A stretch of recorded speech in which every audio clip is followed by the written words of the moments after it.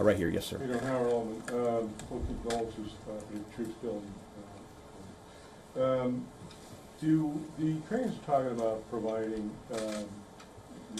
low-cost interceptors, given their experience? Is that something that the Pentagon is looking for? And Colonel Cooper, can you walk us through a little bit about the how effective the Lucas drones have been, what kind of targets they've hit, and how much that's helped, given that they're low-cost alternatives to the more expensive Go ahead. Sure. I'm not familiar with the particular offer, but interceptors in general, we've had a number of new capabilities being fielded. Obviously, I'm not going to talk about it from the operational perspective of what those are. But I think you have seen over a period of time us kind of get on the other side of this cost curve on drones in general. If I just walk back a couple of years, you remember what you used to always hear? We're shooting down a $50,000 drone with a $2 million missile. These days, we're spending a lot of time shooting down $100,000 drones with $10,000 weapons from ours. So that's one aspect of it. Lucas, indispensable. As many of you know, and if you don't know, this was an original Iranian drone design. We captured it, pulled the guts out, sent it back to America, put a little Made America on it, brought it back here, and we're shooting it at the Iranians. Good targets. Good targets. Absolutely. Right there. Yes. Thank you so much, Secretary. President Trump, in his first speech after the launch of the Operation Epic Fury, he addressed Iranian people and he said that there is going to be a time for you to come out, but it's not now. Stay home. It's not safe. I want to know if there is a timeline for that you're going to urge Iranian people to come out, how that is going to play out, and how are you going to protect the protesters? You know that they're going to be shot probably, as we witnessed in January. That's what happened. How are you going to protect and support the protesters? And Admiral, I have one question for you. How are you going to minimize the civilian harms? We have a lot of evidence that the Basij units, IRGC commanders, they are now gathering in schools, in hospitals, in purely residential areas because their headquarters are bombarded, they are ruined, of course. So how are you going to protect the civilians while you're attacking the IRGC people hard? Thank you. I would just say on the protests, obviously a lot the Iranian people showed a lot of courage in those protests, and we saw the Iranian regime was revealed for what it is in the way they reacted to that. The world saw that. No one's done more than President Trump to reopen the opportunity for those who want a free Iran to do so. Ultimately, it's common sense, as he said up front. Don't go out and protest while bombs are dropping inside Tehran and elsewhere. So there will come a moment where he determines, or they determine, that it's the time to seize that advantage. But there's a lot of things we're doing and the Israeli military is doing, targeting those individuals who are targeting those who protest. The more you do that and you erode their will and you erode their capabilities, the more you create an opportunity for people to boldly stand up.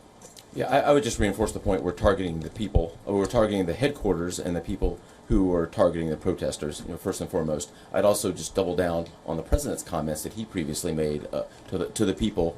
Stay in your homes, keep things calm, stay out of the way. There's a lot of U.S. and Israeli capacity coming over. We're hitting a lot of targets. The best thing for them to do for right now is just to lay low. Right here. Secretary, one common outcome of American military action in the past has been taking in thousands of refugees into the American homeland, and I'm wondering if there's any safeguards put in place to make sure that the American people aren't having to have another wave of refugees from the Middle East or anywhere else come and stay here.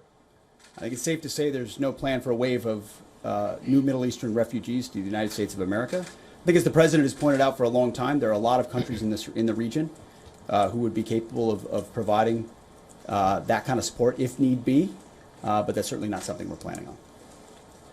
Yep, back there. Yep. Yes, sir. Michael in Washington Times. I wanted to ask, I know, Semper Gumby is always a truism in the military. Did the British decision to refuse Diego Garcia have any impact on the mission itself? Did you have to adjust, or were you able to just completely, go with the mission without even worrying about that? Well, as the president stated, it was unfortunate that the Brits didn't, from day one, say, hey, go ahead and have access, but we got there. We got there, and that's now part of the way that we're operationalizing bomber runs. And that's part of when we say more to come, it's more fighter squadrons, it's more capabilities, it's more defensive capabilities, and it's more bomber pulses more frequently. The amount of firepower over Iran and over Tehran is about to surge dramatically.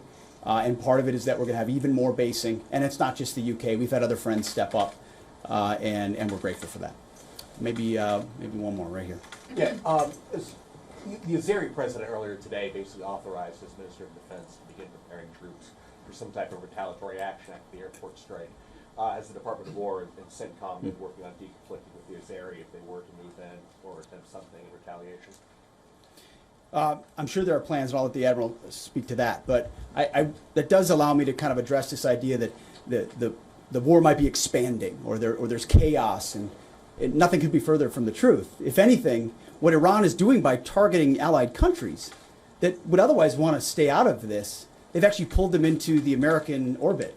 So now you've got UAE and Qatar and Bahrain and Saudi and Kuwait and others saying, hey, we're with you. We'll shoot with you. We'll fly with you. We'll defend with you.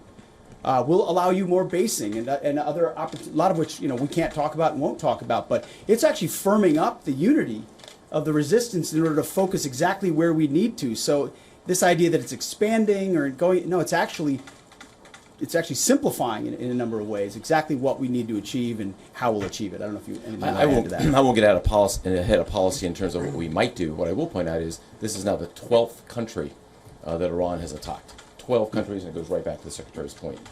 Those 12 countries are none too happy, and I look forward to working with all the partners who are willing to join us in this. And I would just close by saying, Mr. Secretary, one more question. What is your message to Americans who are concerned about security here at home with the change-up that we're going to see at the Department of Homeland Security? well, I think Kristi Noem did an excellent job over there securing our border and keeping us focused on threats, and the President making a change. We all serve at the pleasure of the President. I'm sure Mark Wayne Mullen will do a fantastic job. He's been a friend of mine for a long time. But Kristi did a great job setting us up for success. So I don't have any concerns about whether or not the Homeland will be covered down on. And I'll just end by saying I wish every American could get a chance to see what we see. I had a chance to go into the control room, into the Tactical Operations Center, go see these young men and women that are doing this, the dedication that they show at every level, the way they've refined their craft. Now, I'm talking to a young colonel who's iterating on how we target and how we find and fix different aspects of what the Iranians are trying to do. If they don't know what they're up against. And if they think they've got it solved for, they're wrong. And ultimately, the combination of our ingenuity, the skill, the professionalism, the discipline, and then the sheer weight of the capabilities of the U.S. military